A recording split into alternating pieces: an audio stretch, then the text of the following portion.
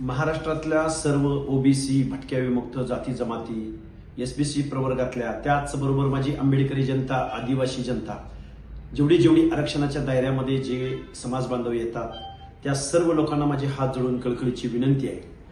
परवा दिवशी 5 तारखेला आपल्याला बारामतीला लाखोच्या जनसंख्येनं उपस्थित राहायचं आहे. आपला मोर्चा होतोय ओबीसी आरक्षणाच्या बचावासंदर्भातला.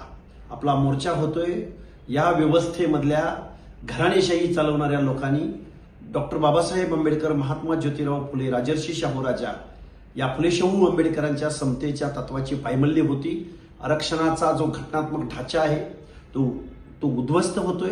तेव्हा बारामती आणि बारामती परिसरातील, मग ते शिरूर असो, दौंड असो, इंदापूर असो, फलटण असो, मानखटाव असो, की आमचं पुरंदर असो, नेरा असो, लोणंद असो, या सर्व परिसरातल्या, सासवड असो, या सर्व परिसरातल्या लोकांना माझे हात जोडून कळकळीची विनंती आहे आपल्या ओबीसी आरक्षणाच्या बचावासाठी.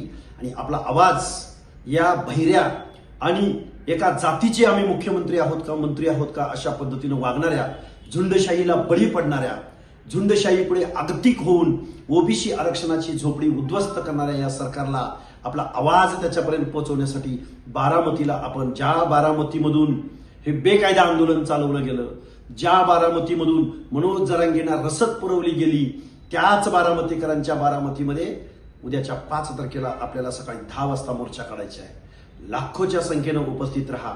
जय हिंद, जय भीम, जय ज्योती, जय अहिल्या.